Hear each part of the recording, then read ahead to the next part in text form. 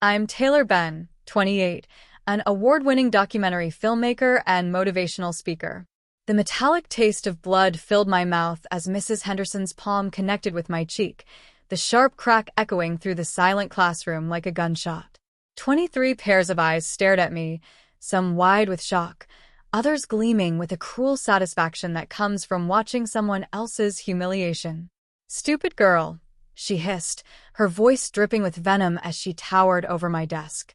"How many times do I have to explain this simple concept before it penetrates that thick skull of yours?" The sting spread across my face like wildfire, but it was nothing compared to the burning shame that crawled up my throat. I was 8 years old, sitting in the front row of my third-grade classroom, and I had just asked why the math problem couldn't be solved a different way. The scent of chalk dust and industrial floor cleaner seemed to intensify, mixing with the metallic tang still coating my tongue.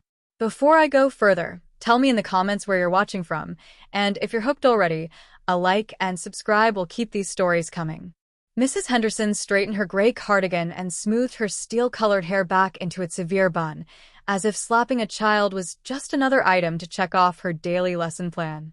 The fluorescent lights hummed overhead, casting harsh shadows across her angular face, making her look more like a prison warden than an educator. "Perhaps now you'll think twice before questioning methods that have worked for decades," she continued, her voice returning to its usual monotone. "Some children simply aren't cut out for academic excellence, Taylor. The sooner you accept your limitations, the easier life will be for everyone." I pressed my lips together, tasting copper, and forced myself not to cry. Not here. Not in front of everyone. The classroom felt suffocating, the walls seeming to close in as whispers started behind me. Jenny Morrison giggled softly. Marcus Webb made a low, "oh" sound. Even my best friend Sarah looked away, suddenly fascinated by her pencil eraser. The rest of the day passed in a blur of sideways glances and hushed conversations. During lunch, I sat alone at the corner table, picking at my peanut butter sandwich while replaying the moment over and over. The way Mrs. Henderson's eyes had narrowed when I raised my hand. The slight smile that had played at the corners of her mouth before she struck me. The satisfied exhale she'd released afterward, as if she'd been waiting for an excuse. When the final bell rang, I gathered my books with trembling hands and walked toward the door. Mrs. Henderson was erasing the chalkboard, her back to the class, but I could feel her awareness of my movement like a physical weight. "Taylor," she called without turning around. A word. My classmates filed past me, some shooting curious looks over their shoulders. Sarah hesitated at the doorway, but I shook my head slightly. This was something I had to face alone. The classroom emptied, leaving just the two of us in the sudden, oppressive quiet. Mrs. Henderson set down her eraser and turned to face me, her pale blue eyes cold and calculating. "I hope today's lesson was educational," she said, perching on the edge of her desk. "You see, Taylor, there are two types of people in this world, those who lead and those who follow. Those who question authority rarely find themselves in positions of power." I stared at her, my 8-year-old mind struggling to process the casual cruelty in her words. The afternoon sun slanted through the windows, illuminating dust motes that danced in the air between us like tiny, suspended accusations. "I want you to remember this moment," she continued, her voice taking on an almost hypnotic quality. "Remember how it feels to be put in your place. Because mark my words, child, this is exactly where you belong. At the bottom, looking up at your betters." Something shifted inside me then, something that would take years to fully understand. It wasn't just anger or hurt, it was a crystalline moment of clarity that cut through the shame like a blade. I looked at this woman who was supposed to nurture young minds, who was supposed to encourage curiosity and growth, and I saw her for what she truly was, a broken person trying to break others. "Yes, ma'am," I whispered, but the words felt hollow, like a shell I was stepping out of rather than into. Mrs. Henderson smiled, apparently satisfied with my compliance. "Good. You may go."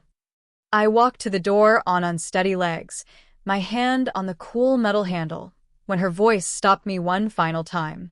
"Oh, and Taylor, if you mention today's events to anyone, your parents, the principal, Anyone, I'll make sure your remaining years at this school are far more unpleasant than they need to be. Do we understand each other? I nodded without turning around and pushed through the door into the hallway. The corridor stretched before me like a tunnel, fluorescent lights creating pools of harsh brightness, separated by shadows. My footsteps echoed off the polished linoleum as I made my way toward the exit, each step feeling like a small act of rebellion. Outside, the October air was crisp and clean, washing away the stale classroom atmosphere that had clung to my clothes and hair. I stood on the front steps of Riverside Elementary, watching other children climb into cars and buses, their laughter and chatter a stark contrast to the silence I carried inside me. That night, I sat at my bedroom window, staring out at the stars and making a promise to myself. I didn't have the words for it then. I was only 8, after all, but I knew with absolute certainty that Mrs. Henderson was wrong about me. Wrong about my limitations, wrong about my place in the world, and wrong about the power of questioning authority. 20 years later, as I stood in the wings of the Grand Theater, adjusting my microphone and preparing to deliver the keynote address to 500 educators, I could still taste that metallic tang of blood and shame. But now it tasted different. Now it tasted like fuel. The stage manager gave me the 30-second warning, and I closed my eyes, centering myself the way I'd learned to do before every important moment in my career. When I opened them again, I caught sight of the audience through a gap in the curtain.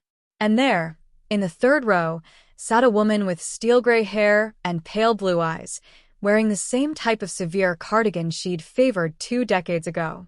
Mrs. Henderson had aged, but I would have recognized that cold, calculating stare anywhere. What she didn't know was that I had recognized her name on the attendee list weeks ago, and everything about tonight's presentation had been carefully crafted with her in mind.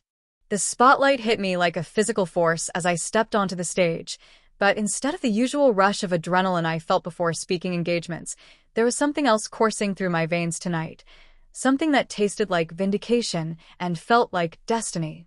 "Good evening," I began, my voice carrying easily across the packed auditorium. "My name is Taylor Ben, and I'm here to talk about the profound impact educators have on shaping young minds." A polite round of applause rippled through the audience.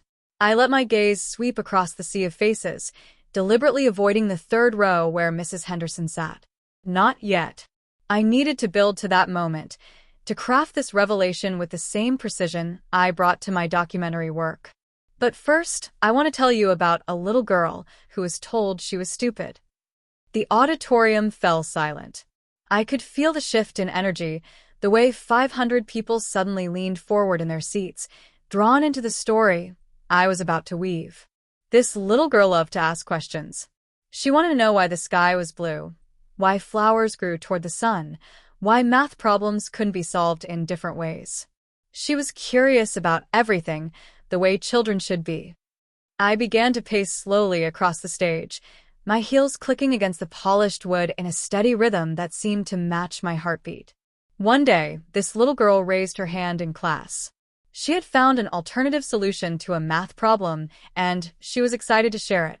She thought her teacher would be proud of her creativity, her willingness to think outside the box. The silence in the auditorium was so complete I could hear the soft whir of the air conditioning system. I paused at center stage, finally allowing my eyes to find Mrs. Henderson in the crowd.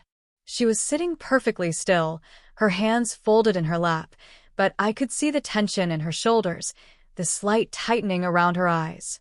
Instead of encouragement, that little girl received something else entirely. I raised my hand to my cheek, the gesture deliberate and theatrical. She received a slap that echoed through the classroom like a gunshot. She tasted blood in her mouth and felt shame burn through her chest as her teacher called her stupid in front of 23 other children. A collective intake of breath swept through the audience. I saw several teachers exchange shocked glances, their faces reflecting the horror of what I was describing. But Mrs. Henderson remained motionless, her expression unreadable. That teacher told this little girl that some children simply weren't cut out for academic excellence, that she should accept her limitations and stop questioning authority, that she belonged at the bottom, looking up at her betters. My voice had grown stronger with each word, carrying the weight of 20 years of determination and success. I could feel the audience hanging on every syllable, their emotions shifting from shock to outrage to something approaching fury. That little girl went home that night and made herself a promise. She promised that she would prove that teacher wrong.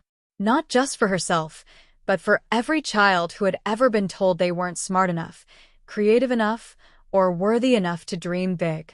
I clicked the remote in my hand, and the massive screen behind me lit up with images from my career. Awards ceremonies, film festivals, standing ovations. The documentary that had won 3 Emmys. The TED Talk that had been viewed over 10 million times. The foundation I'd started to support creative education programs in underserved schools. That little girl grew up to become a filmmaker whose work has been seen by millions around the world. She's won awards, changed policies, and inspired countless others to pursue their dreams despite the obstacles in their path. The applause started slowly, building to a thunderous crescendo that seemed to shake the very foundations of the theater.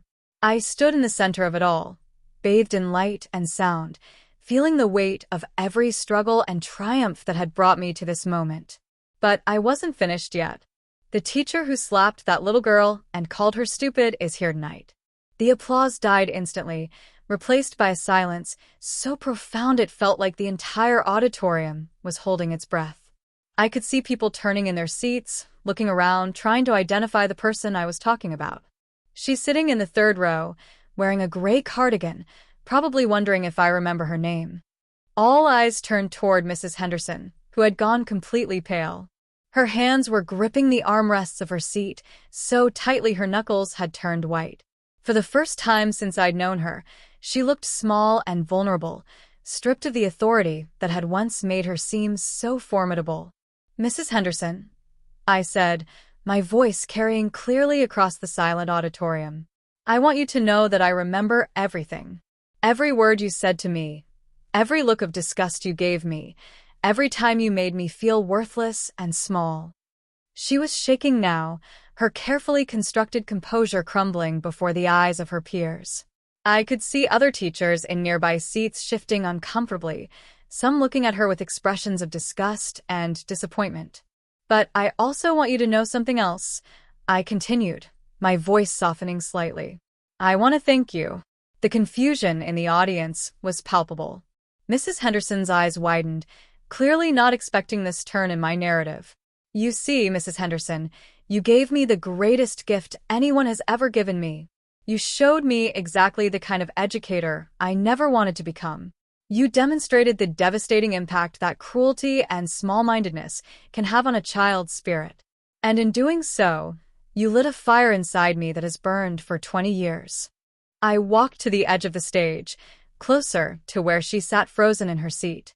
Every documentary I've made about educational inequality, every speech I've given about the power of believing in our students, every program I've funded to support creative learning, all of it stems from that moment when you tried to break my spirit and failed."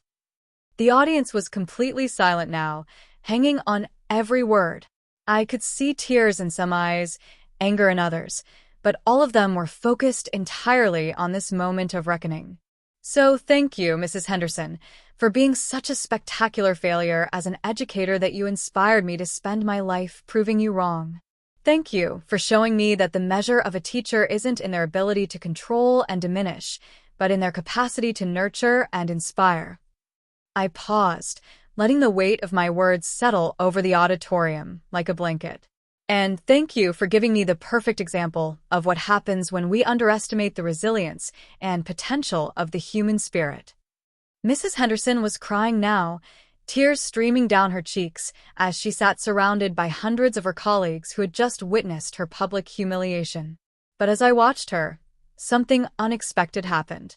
Instead of satisfaction, I felt a strange emptiness, as if the moment I had been building toward for 20 years had somehow fallen short of what I had imagined. The applause that followed was different from before, more subdued, more thoughtful. People were processing what they had just witnessed, trying to reconcile the triumph of my success with the brutality of the revenge they had just seen unfold. As the sound died down, I noticed movement in the 3rd row. Mrs. Henderson was standing, her legs unsteady, her face streaked with tears. For a moment, I thought she might flee, might run from the theater and the judgment of her peers. Instead, she did something that caught me completely off guard. She began to walk toward the stage. The auditorium fell into a silence, so complete that I could hear my own heartbeat thundering in my ears as Mrs. Henderson made her way down the aisle. Her steps were slow and deliberate, each one echoing through the vast space like a countdown to something I hadn't anticipated. The spotlight operator, unsure of what to do, kept the beam focused on me while a secondary light followed her movement toward the stage. 500 educators watched in stunned silence as this elderly woman, tears still glistening on her cheeks, approached the steps leading up to where I stood. My carefully rehearsed speech suddenly felt inadequate, my moment of triumph transforming into something far more complex and uncertain. She climbed the steps with visible effort, her hand gripping the railing for support. When she reached the stage, she stood there for a moment, looking out at the sea of faces that had just witnessed her public humiliation. Then she turned to face me, and I saw something in her pale blue eyes that I had never seen before, not defiance or cruelty, but something that looked almost like relief. "May I?" she asked quietly, gesturing toward the microphone. I hesitated, my mind racing through possibilities. This wasn't part of my plan. I had envisioned her sitting in shame while I delivered my triumphant conclusion, not standing beside me on stage, asking to speak. But something in her voice, a vulnerability I had never heard before, made me step aside and nod. Mrs. Henderson approached the microphone with trembling hands. She adjusted it slightly, the small sound amplified throughout the theater, and then looked out at the audience of her peers. "My name is Margaret Henderson," she began, her voice barely above a whisper but carrying clearly through the sound system. "And everything Ms. Ben just told you is true." A ripple of movement went through the audience as people shifted in their seats, unsure of what they were about to witness. I did slap an 8-year-old child for asking a question. I did call her stupid. I did tell her she belonged at the bottom, looking up at her betters. Her voice grew stronger with each admission, as if speaking these truths aloud was somehow liberating her from a burden she had carried for decades. What Ms. Ben doesn't know, what she couldn't know, is that I have thought about that moment every single day for the past 20 years. I felt my breath catch in my throat. This wasn't the response I had expected, wasn't the cowering defeat I had imagined when I planned this confrontation. "I have watched her career from afar," Mrs. Henderson continued, her eyes finding mine across the stage. "I have seen every award, read every article, watched every speech. And with each of her successes, I have felt the weight of my failure grow heavier." She turned back to the audience, her composure growing steadier even as tears continued to flow down her cheeks. "You see, I was not always the bitter woman who struck a child for asking questions. I was once young and idealistic, full of dreams about inspiring young minds and making a difference in the world. But life has a way of wearing down our ideals, doesn't it? Failed marriage, financial struggles, watching more creative teachers get recognition while I was passed over year after year." The auditorium was so quiet I could hear the soft hum of the recording equipment capturing every word. By the time Taylor Ben walked into my classroom, I had become everything I once despised about the education system. I was tired, bitter, and threatened by any student who showed the kind of curiosity and intelligence that reminded me of who I used to be. Mrs. Henderson paused, her hands gripping the podium as if it were the only thing keeping her upright. When she raised her hand that day with her alternative solution, I saw myself at her age, eager, creative, unafraid to challenge conventional thinking. And instead of nurturing that spark, I tried to extinguish it because it was too painful a reminder of everything I had lost. I found myself taking a step closer, drawn by the raw honesty in her voice. This wasn't the cold, calculating woman I remembered from my childhood. This was someone broken, someone who had been carrying the weight of her actions for 2 decades. "I want you all to know that I reported myself to the principal the next day," she continued, her voice growing stronger. "I told him what I had done, and I submitted my resignation. But he convinced me to stay, to get counseling, to try to become the teacher I should have been all along." She turned to look at me again, and I saw something in her eyes that made my chest tighten with an emotion I couldn't quite name. I spent the next 15 years of my career trying to atone for that moment.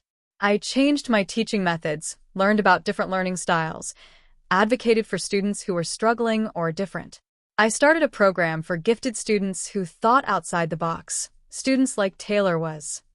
The audience was completely absorbed now, hanging on every word of this unexpected confession. But no matter how many students I helped, no matter how many young minds I tried to nurture and inspire, I could never undo what I had done to one 8-year-old girl who just wanted to share a different way of solving a math problem. Mrs. Henderson stepped away from the microphone and walked toward me.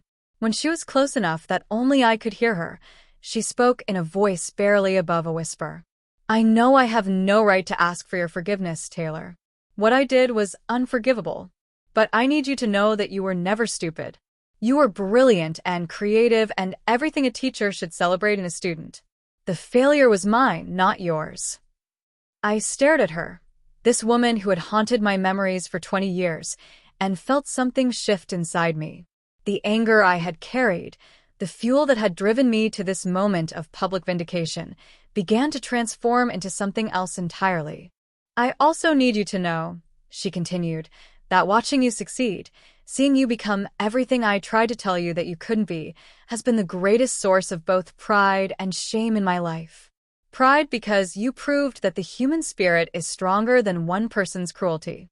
Shame because I was the one who tried to break that spirit." She reached into her purse and pulled out a worn newspaper clipping, the article about my first Emmy win. The paper was yellowed with age, the edges soft from handling. "I've carried this with me for 5 years," she said, holding it out to me. "A reminder of what you accomplished despite me, not because of me." I took the clipping with trembling hands, seeing my younger self smiling from the faded photograph. In the margin, written in Mrs. Henderson's careful script, were the words, "I was wrong. I am sorry." The silence stretched between us, heavy with 20 years of pain and misunderstanding. I could feel the audience watching, waiting to see how this unexpected turn would resolve itself. "Mrs. Henderson," I said finally, my voice carrying across the stage and through the theater. "I came here tonight planning to humiliate you the way you humiliated me. I wanted you to feel small and powerless and ashamed." She nodded, accepting this truth without flinching. "But standing here now, listening to you, I realized that revenge isn't what I actually needed. What I needed was to understand that you were human, flawed and struggling and capable of growth, just like the rest of us." I turned to address the audience, Mrs. Henderson standing beside me.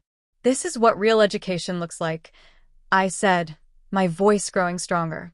"Not the moment when a teacher breaks a student's spirit, but the moment when we choose to learn from our mistakes and become better than we were." I looked back at Mrs. Henderson, seeing her clearly for perhaps the first time. "I forgive you," I said simply. "Not because what you did was acceptable, but because carrying anger for 20 years has been exhausting, and because you've shown me tonight that people can change." The applause that erupted was different from any I had ever heard, not just appreciation for a performance, but recognition of something real and transformative happening before their eyes. Mrs. Henderson was crying again, but these tears looked different. Lighter somehow. "Thank you," she whispered, and I knew she meant it in ways that went far beyond simple gratitude.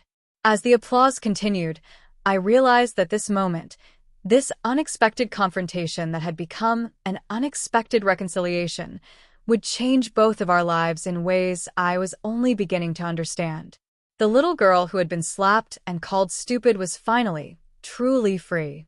And the teacher who had done the slapping had found a path toward redemption she had been seeking for 20 years. Sometimes the most powerful lessons come not from our triumphs, but from our willingness to forgive the very people who try to teach us we couldn't succeed.